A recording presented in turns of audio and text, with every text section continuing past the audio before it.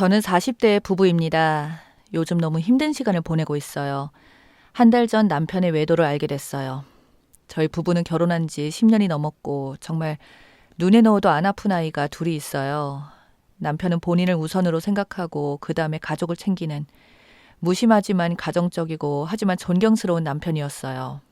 그런 존재였는데 너무 속상하네요. 사실 남편의 외도는 처음이 아니라 전에도 한 번 있었어요. 그때 당시 변명하길 술집 여자이고 아무 일도 없었고 영업용으로 자꾸 연락해서 답장만 가끔 하는 거라고 그러더라고요. 괴로웠지만 깊은 관계라는 증거도 없었고 남편이 그럴 사람이 아니다라는 신뢰가 있어 넘어가기로 했었죠. 남편은 그 후로 여행도 자주 가고 아이들에게 더 잘하고 가족과 시간을 더 보내려고 노력을 했어요. 하지만 저는 그 후로 몰래 가끔 남편의 핸드폰을 보는 버릇이 생겼는데 한 달 전도 그 여자와 카톡을 한 것을 발견하게 되었죠. 그걸 보고 진짜 다 포기하고 싶은 마음이 들어 좋지 않았습니다. 하지만 아이들 때문에 차마 그럴 수가 없겠더라고요. 집을 나가 혼자 여기저기 돌아다니면서 제대로 음식도 못 먹고 방황만 했어요. 남편도 괴로워하면서 용서를 빌더라고요. 단골 술집이라는 직원이라고 그저 흔한 술집 여자애라고 영업용으로 연락이 왔고 당신이 생각하는 그런 거 절대 아니라는데 말도 섞기 싫고 꼴도 보기 싫어서 그냥 지내고 있었어요. 다른 증거도 없고 모두 업고 싶었지만 괴로워하며 자기를 좀 믿어달라고 사랑한다고 울며 불며 매달리는 남편의 말에 조금은 마음을 풀고 있는 중인데 때마침 남편의 내연녀가 카톡을 보내오더라고요. 가관이었어요. 내가 여지껏 존경하고 믿었던 사람이 이런 사람이었다니. 이중성과 배신에 숨을 못 쉬겠더라고요. 몇 해 전에 걸렸던 카톡과 한 달 전에 카톡 걸린 거 모두 이제 보니 같은 여자 같더라고요. 둘은 5년이나 만나왔다고 하더군요. 내연녀가 그간의 카톡 내용들을 캡처해서 보내줬는데 내연녀는 술집 여자도 아니었고 남편이랑 그냥 둘러댄 거더라고요. 처음 만남도 남편이 가정불화가 있는 척 위로받고 싶다면서 꼬셨더라고요. 내연녀는 죄 짓는 거라 생각했는지 만나면서도 그만하자는 말을 많이 했었고 남편과의 관계를 완전히 끊으려고 해외로 2번이나 가려고 했었는데 남편이 항상 붙잡았고 내연녀 남자 직장 동료가 내연녀를 오랫동안 좋아해서 진지하게 결혼 전제로 만나고 싶다고 하니 내연녀는 유부남과 만나는 더러운 여자라고 밝혔지만 그 직장 동료는 이미 알고 있다고 나쁜 것은 다 잊고 진지하게 시작해보자 하는데 남편이 끼어들어서 그 남자 동료에게 내연녀는 내 여자니 관심 끊으라고까지 했더군요. 내연녀도 그렇게 결혼할 수 있는 남자도 보내고 남편을 선택한 거예요. 그뿐만 아니라 내연녀한테 직장을 그만두고 편하게 커피숍을 해보라며 가게도 차려주려고 했고 남편 명의의 다른 아파트에 들어가 살라고 했더군요. 내연녀는 이미 죄를 짓고 있는데 이건 와이프분께 너무 죄 짓는 것 같다면서 다 거절을 했고 그렇게 지내다가 내연녀 가족들에게 불륜을 들켜서 이젠 가족들도 등을 돌린 상황이라고 하네요.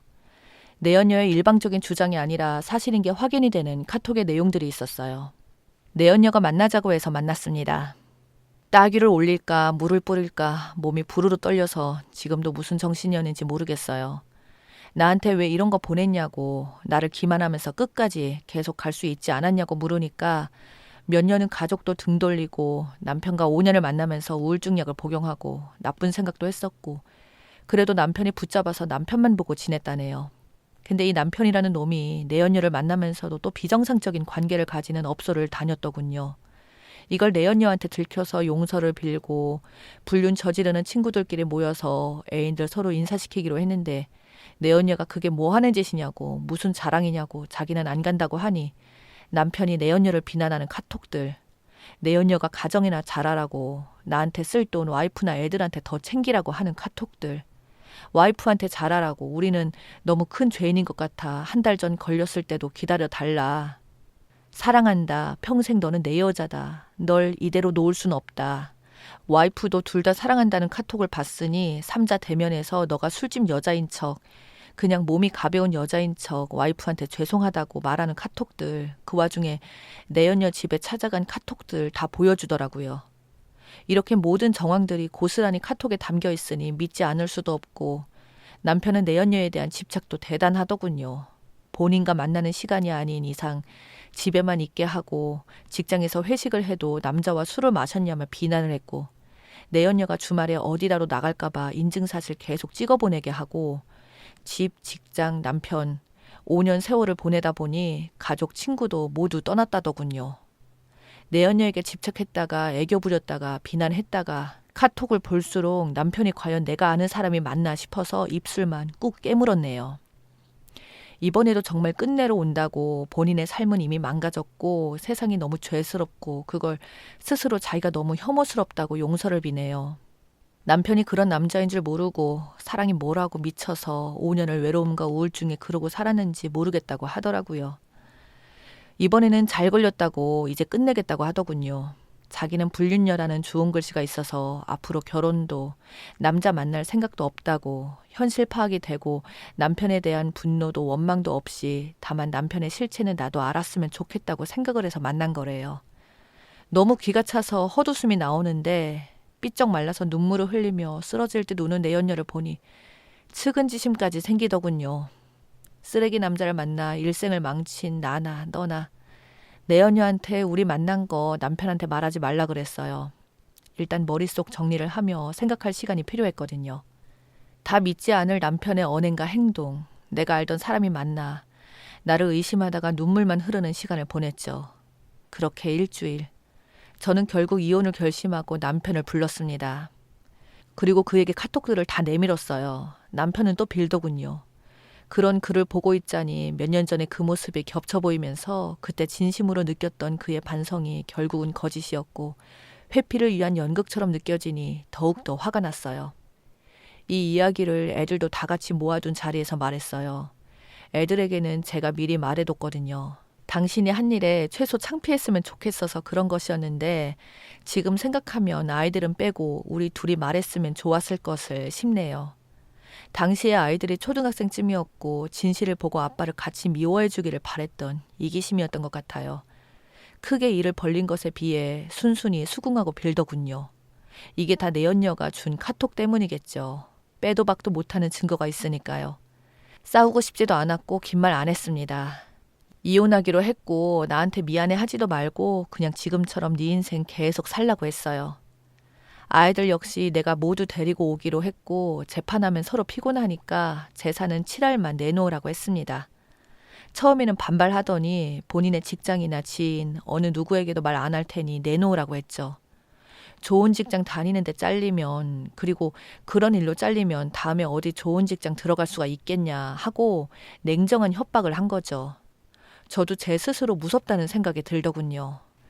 마음 같아서는 여기저기 다 말하고 인생 밑바닥까지 추락시켜버리고 싶기는 한데 아이들도 초등학생이고 앞으로 살아갈 날이 많은데 순간에 제 기분 때문에 앞으로 살아갈 우리 아이들과 저의 생활을 굳이 힘들게 할 필요는 없다고 생각을 했죠. 어차피 그 인간 그렇게 살다가 또 분명 다른 사단이 나서 인생 밑바닥까지 추락을 할 테니까 제가 그냥 생명 연장을 해준 셈치고 재산이나 많이 받아서 나오기로 한 거죠. 그렇게 재산을 받았습니다. 양육비는 필요 없다고 했어요. 법적으로 양육비가 의무인 건 알지만 하는 꼴을 보면 순순히 줄 사람도 아닌 것 같고 그거 보니까 법으로 되어 있는데 실제로 못 받는 사람도 많더군요. 그냥 우리 아이들에게 얼굴만 비춰줬으면 좋겠다고만 했죠. 근데 참 아이들 평생 안 보고 찾아오지 않으면 양육비 안 줘도 된다고 말하는 요구에 선택하는 저놈을 보고 있자니 정말 어지간히 가족애가 없었구나 하는 생각이 들면서 또 열이 받더라고요. 뭘 믿고 10년을 넘게 살았는지 인생이 참 허무하다는 생각이 들었습니다. 그래도 열심히 살아야죠. 앞으로 우리 아이들만 보며 행복한 삶을 살아가려고 합니다. 그러고 나서 많은 시간이 흘렀네요. 야속하게도 아이들은 아빠를 자주 찾습니다. 아빠는 애들 다시는 안 봐도 된다며 재산을 주고 지 인생 찾겠다고 나갔는데 말이죠. 비록 가면을 썼을지언정 집안에서 다정했던 그의 모습에 아이들은 끝까지 아빠를 좋은 기억으로 남겼나 봅니다. 이혼도 다 정리가 되었고 내연녀를 다시 한번 만났어요.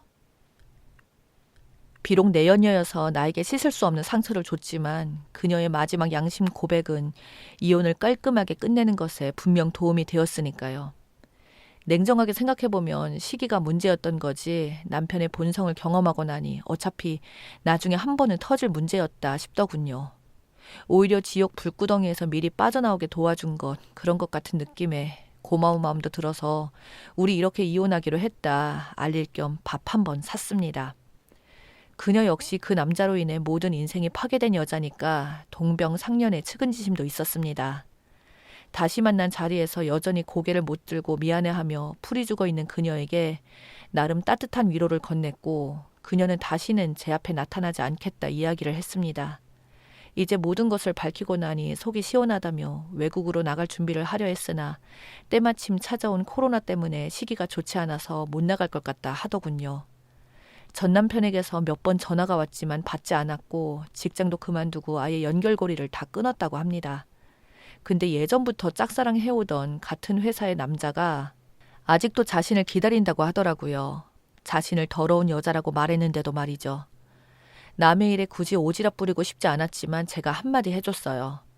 내가 당신을 용서한 것도 아니고 당신을 생각하면 지난날에 내 아픔들이 생각나 화도 나고 전 남편 놈도 생각나서 가슴이 후덜덜거리지만 그래도 다른 사람 만나라고 당신도 행복해질 권리는 있다고 앞으로 절대 이번과 같은 바보 같은 짓만 하지 말기를 바란다 하며 충고의 말도 잊지 않았고요. 그러고 나서는 만나지도 연락도 안 했기에 실제로 그 남자와 교제 중인지는 모르겠습니다. 그리고 뭐 최후의 순간에 양심 고백을 봐서 그녀를 용서하기로 했어요. 어차피 담아 둬봐야 아프기만 하니까요. 전 남편은 어떻게 지내는지 자세히 모르겠습니다. 한 가지 확실한 것은 세상을 떠나려는 나쁜 시도를 했다는 것입니다. 저와 헤어지면 그 내연녀를 잡으려고 그렇게 당당했던 것 같습니다. 근데 그녀 역시 잠수를 탔으니 그때서야 상실감이 몰려왔나 봅니다. 또 무슨 엄청난 일들이 있기는 했다는데 시부모님께서는 자세히는 안 알려주시더군요. 뭐 아들의 치부가 되는 이야기겠죠. 제대로 못 살고 있는 것만은 확실히 느꼈어요. 아무튼 시부모님께서 말씀을 하시더군요. 이놈 내가 어떻게든 사람 만들 테니 다시 합치면 안 되겠냐고요. 저는 단호하게 안 된다 말씀을 드렸어요. 그랬더니 시부모님들 역시 어쩔 수 없다며 포기를 하시더군요. 솔직히 아들이 한 행동을 듣고서 가장 먼저 사과하신 분들이 시부모님들이셨어요. 최대한 용서를 구하고 선처를 바라고 우리 아들 봐주면 안 되겠냐고요. 마음은 짠하지만 나는 상처를 받았는데 전화 끊으면서 그동안 감사했다고 인사를 드렸는데 시어머니께서 우시더라고요. 아들 하나 잘못 가르쳐서 내가 이렇게 벌을 받는다 하시면서요. 그 외에 전 남편의 이야기를 해주신 것은 없지만 정황상 폐인처럼 사는 것 같았습니다. 불같은 사랑에 실수는 할 수 있다 칩시다. 하지만 5년이라는 세월이나 불륜을 지속해온 것은 충동적인 게 아닌 거니까 절대 용서를 할 수가 없었어요. 그리고 나서 어느 쪽도 연락이 없습니다. 우리 아이들 가끔씩 아빠 찾는 거 외에는 씩씩하고 건강하게 잘 자라고 있습니다. 아픈 상처가 어느 정도 아물어서 글을 남겨보네요. 염려해 주신 분들 감사합니다. 복 많이 받으셨으면 좋겠습니다. 이만 줄이겠습니다.